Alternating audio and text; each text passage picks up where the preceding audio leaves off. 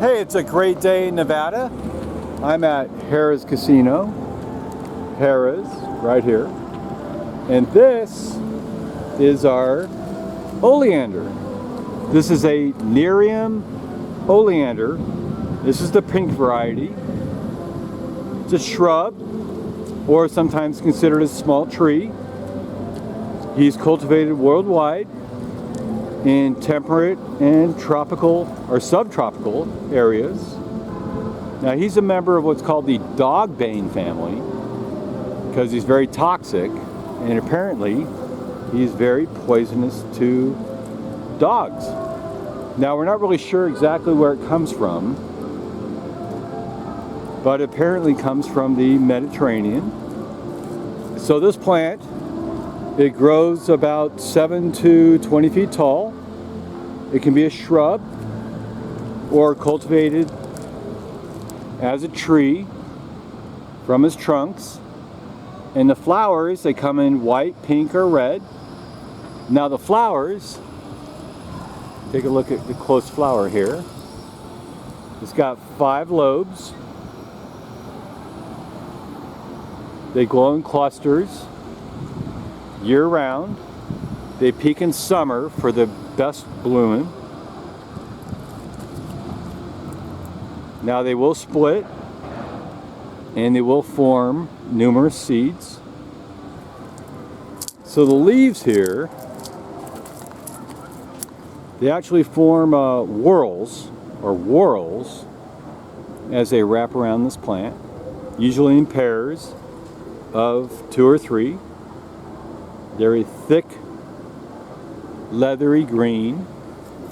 Let's take a look at this. You should wear gloves, but that's okay. I'm immune to this stuff. You should wear gloves, but this is a very glossy. Underside is very nice.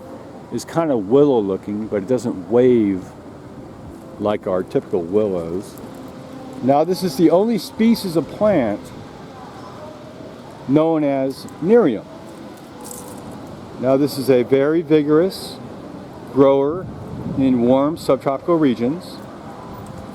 It's mostly an ornamental plant in parks, roadsides, public gardens, because it's very drought tolerant and quite easy to grow.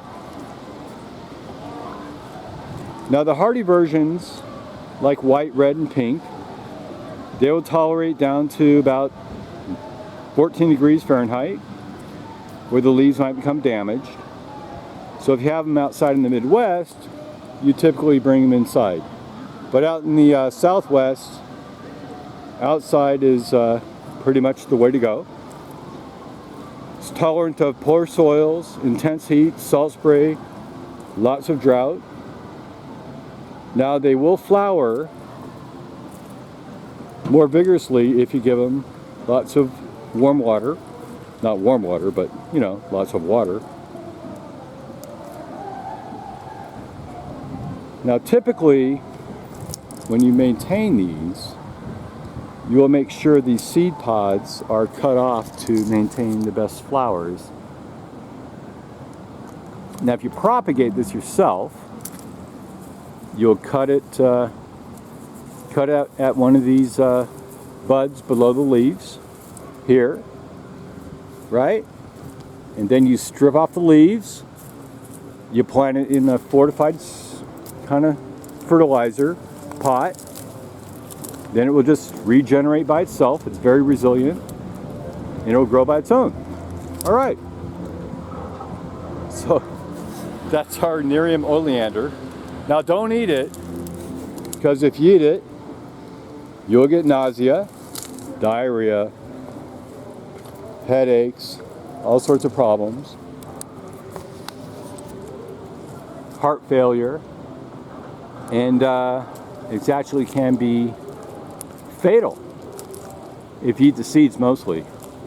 So don't eat it, and presumably you're not supposed to handle it with hands, but that's okay. These are very beautiful flowers.